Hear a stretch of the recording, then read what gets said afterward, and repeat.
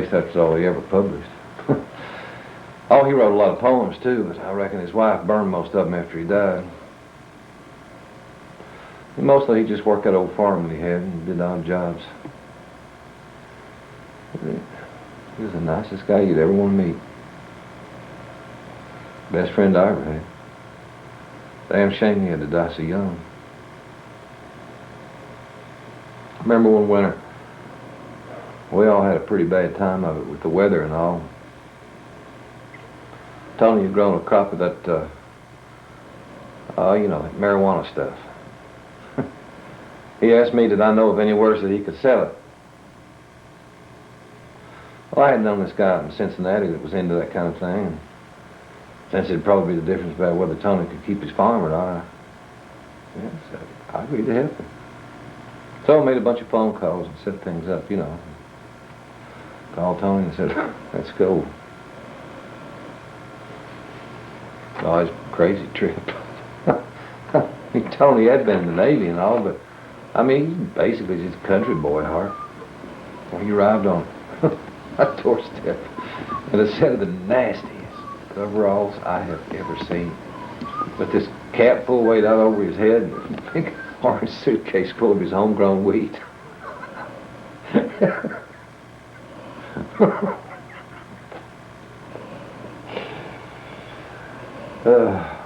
Well, we got us a friend to drive us up to Cincinnati.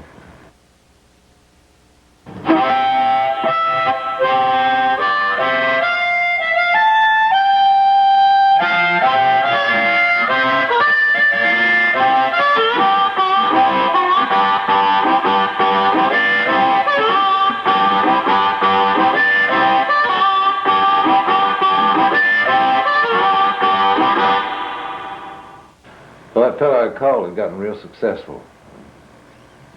He had in this big fancy penthouse overlooking the whole city. He was a little nervous when he opened the door, got a look at us. He must have been worried about all them carpets staying white.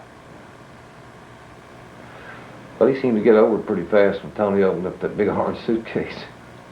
Well, he said he didn't have enough cash on hand. You know, we covered buying it outright, so he'd make us a nice down payment, enough to cash to keep us in a hotel for a few days while he was selling it off, see.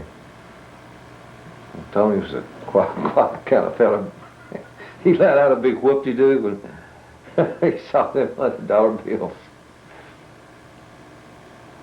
It looked like old Tony was going to be able to keep his farm after all. Oh, he put us up in this motel, see. Oh, it wasn't nothing fancy, but it was all right. We hung out with this old friend of ours. We went to a few movies, you know, and a couple of bars, and we even got to hear some live jazz music.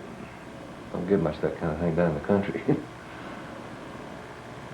Tony was, he was so impressed with his bands.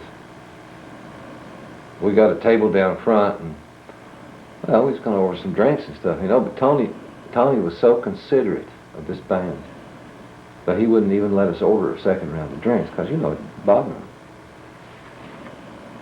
Well, we went back to get his money. And damn, that fella had just gotten up. Well, shit, he got himself busted. All Tony's money.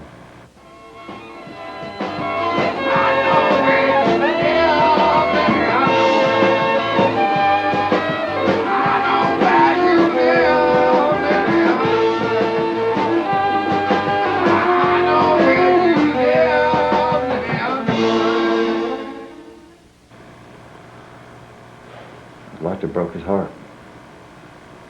Couldn't do nothing about it.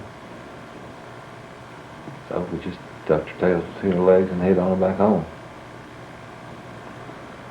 Well, you know, his wife was never understanding type. You can just imagine.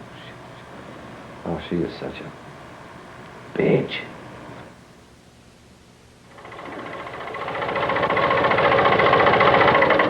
Hello, Miss Urey. Hello, I'm Liam Cutts. I'd like to ask you a few questions about your husband, Tony. Is that all right? Yeah, what do you want? I don't know what that damn David Hurt told you about Tony. Fact is, neither one of them was worth a hill of beans. I saw that tombstone. Hell, David's just mad 'cause my son run off with his wife. No wonder the way he treated her. Leastways, that's what I heard. Tony, he was damn drunk. He was a terrible father and a terrible husband. And you couldn't understand any of that damn stuff he wrote. Never made no money either, author my ass. I suppose David told you about that trip to Cincinnati where they stayed drunk for an entire week. He spent the entire tobacco crop, all our money, on fancy hotels, drinking, drugs, and whores.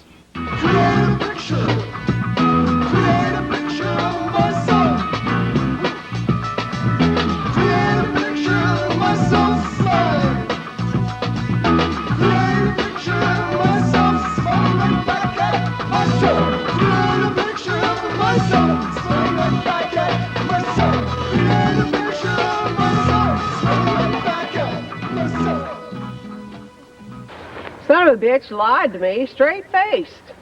Never could keep it in his pants. Went on and on with some story about him and David got robbed at gunpoint. Old Tony wasn't worth a gob of spit. What do you want to go do a story about him for? I reckon Tony's the most important fella to ever come out of these parts here. Sure glad somebody's finally up and took a notice in. Yes, sir, buddy.